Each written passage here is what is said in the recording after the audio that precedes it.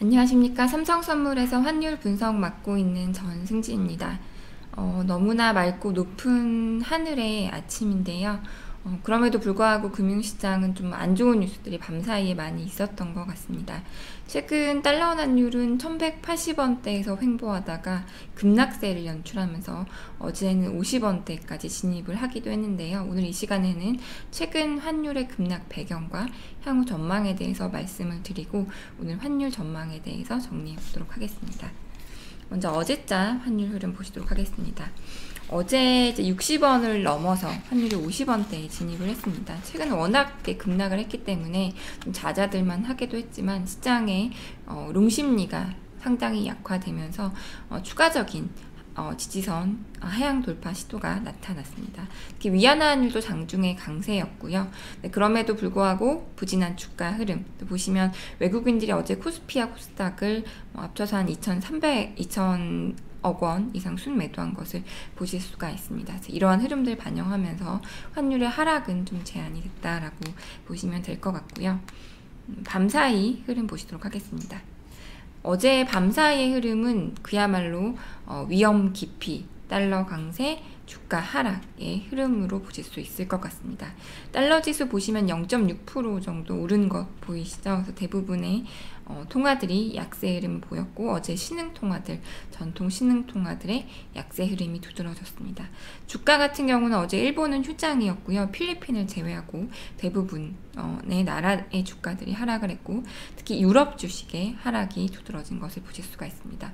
어제 이제 유럽 주식 어제 나왔던 안 좋은 뉴스들 살펴보면 일단 유럽 지역의 코로나 확산세가 일단 가시지 않는 모습입니다. 일단 미국은 일단은 이제 막 급증세는 좀 멈춘 상황인데 유럽 지역 특히 스페인 같은 그런 나라들의 코로나 확산세가 지속되고 있고요. 특히 영국 같은 경우는 일단 2주간 그 술집과 식당의 영업을 제한하는 것도 검토를 하고 있습니다.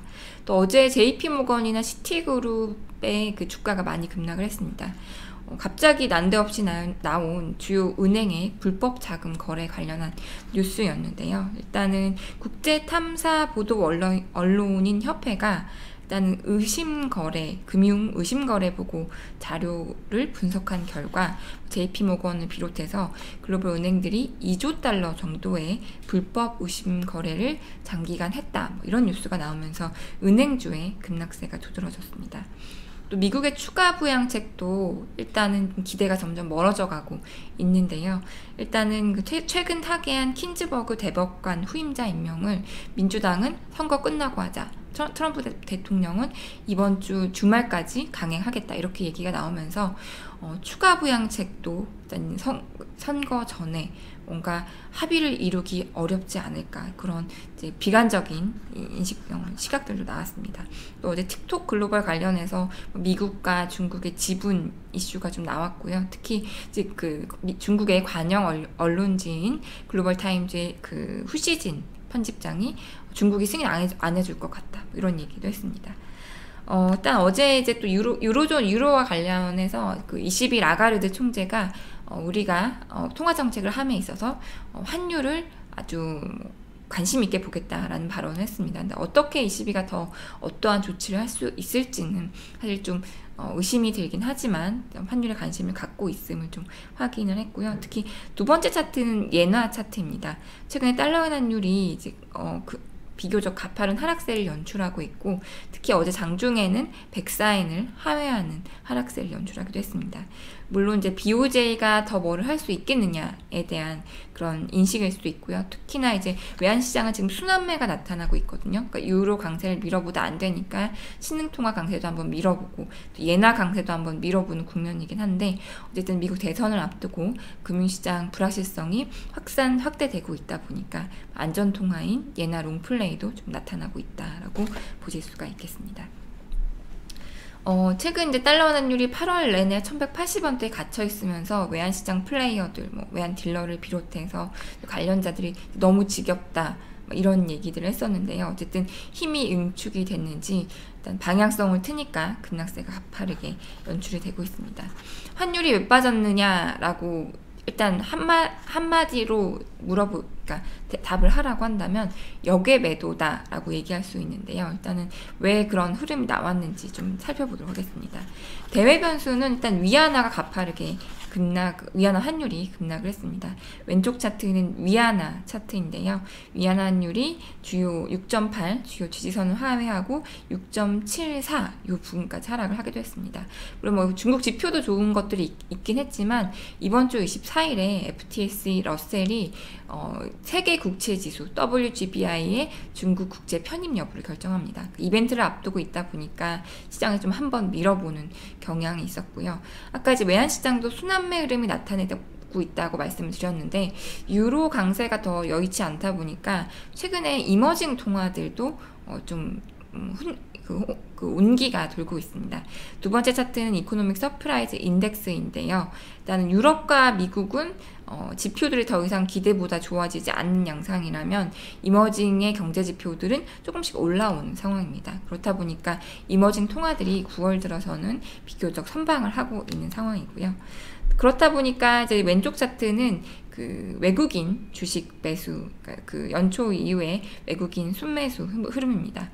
일단 한국 시장으로는 대만, 그러니까 한국하고 좀 요새 순위를 다투는 대만 같은 경우는 외국인 자금 유입세가 또 9월 들어서 가파르게 나타났는데 한국 시장으로는 자금이 안 들어오다가 지난주 이후로는 뭐 일단 아주 속도는 가파르지 않지만 외국인 자금이 유입되고 있는 상황이었습니다. 그래서 일단은 그러면 이제 사실 80원대에 갇혀 있다가 이렇게 그 지지선, 그 주요 1180원의 주요 지지선이었는데 지지선이 뚫린 이유는 무엇이냐?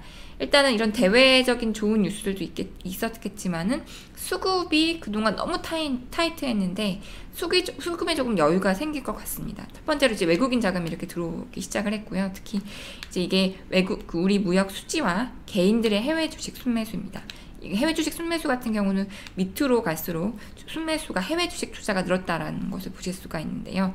그동안 무역 수지와 외국인 개인들의 해외 주식 순매수가 굉장히 이제 맞물리면서 타이트한 수급 여건을 제공을 했다면 20일까지 이제 어제 수출과 무역 수지 결과가 나왔는데 20일까지 무역 흑수지가 44억 불 흑자를 기록을 했습니다. 20일까지 수치를 치고는 굉장히 큰 규모의 무역 수지였는데요. 물론 이제 20일까지 개인들의 해외 주식 순매수도 22억 불을 기록하면서 적지 않은 규모이긴 했지만 어쨌든 그 경상수급 무역 수지가 최근의 흐름보다 조금 여유가 생기면서 수급적으로 조금 그 달러 공급 압력이 조금 더 여유가 생긴 상황이었습니다. 그러니까 그렇다 보니까 사실 그 다음 페이지 보시면요, 역외가 차트가 하나가 빠졌네요. 역외가 최근에 이제 80원대 너무 갇히다 보니까 원하는 건드리지 말자. 아무리 해도 80원대를 벗어나지 못한다라는 그런 인식들이 있었는데, 건드려다 보니까 80원을 하회했고, 또 이제 80원 하회하고, 그 다음 지지선, 계속 말씀드렸던 그 1월의 상승갭, 1160원대 후반에서 75원 사이, 요 레벨도 쉽게 이렇게 끌려 내려가는. 그러니까 수급이 여유가 생기고 역외 매도가 집중이 되고 그러다 보니까 그 롱 포지션도 정리가 되면서 환율의 급락을 견인했다라고 보시면 될 것 같습니다. 특히 이 차트가 지금 빠졌는데 2월 이후에 거주자 외야 예금이 200억 불 늘었습니다. 거주자 외야 예금은 기업과 개인들이 이제 그 달러화 예금을 쌓아두는 것인데요. 아무래도 뭐 좀 불안하기도 하고 물론 다른 뭐 좀 이유도 있었겠지만 환율 상승의 기인해서 거주자 외야예금이 계속 늘어왔는데 이번 급락장에 그런 포지션들도 상당 부분 정리됐을 가능성이 있다라고 보고 있습니다. 그래서 일단은 대외 여건이 좋아졌고 우리 수급이 여유가 조금 생기니까 기존의 롱 포지션들이 정리되고 또 원화에 관심이 없었던 여기까지 가세하면서 1150원대까지의 급락을 견인했다라고 보시면 되고요.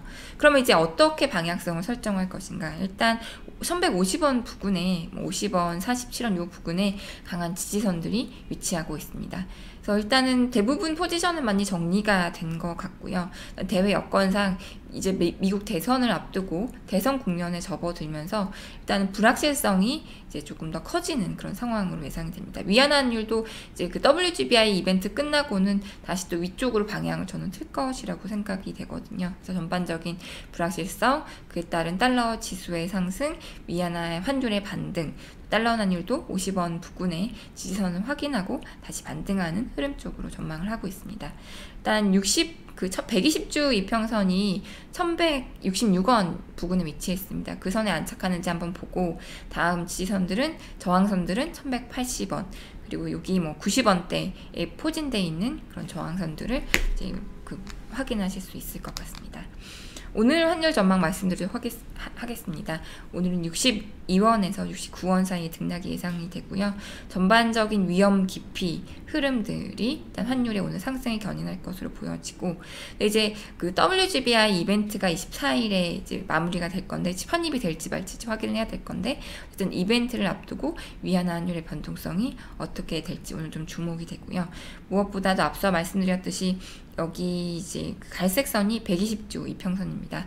1166.4원에 위치해 있는데 120주 이평선에 다시 안착을 할지 좀 주목이 되는 하루입니다. 차트는 위안화 차트인데요. 위안화 환율도 일단 그 14년 이후 저점과 이후 고점에 38.2% 레벨을 정확하게 터치하고 일단은 지지력을 보이고 있습니다. 그래서 위안화 환율도 저는 반등 쪽으로 흐름을 전망을 하고 있습니다. 오늘 발표는 여기까지고요. 예, 질문 있으시면 받도록 하겠습니다.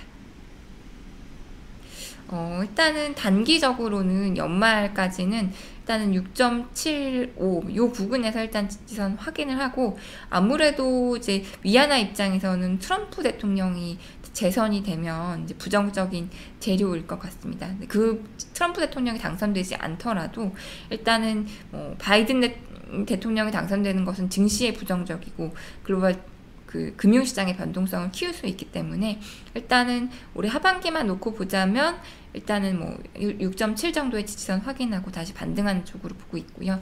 조금 더 1년 정도 흐름을 보자면 중국이 어쨌든 외국인 자금을 받아들이고 금융시장을 개방을 하고 위안화를 조금 강세로 가는 그런 전략을 취하고 있기 때문에 1년 정도 흐름 보자면 일단은 다시 강세 쪽으로 전환할 가능성이 높다라고 판단을 하고 있습니다. 예, 더 질문 없으시면 오늘 발표는 여기까지 마치도록 하겠습니다. 오늘도 힘든 장이 될 것 같은데요. 건강 유의하시고 좋은 하루 보내시길 바라겠습니다. 저는 내일 뵙도록 하겠습니다. 감사합니다.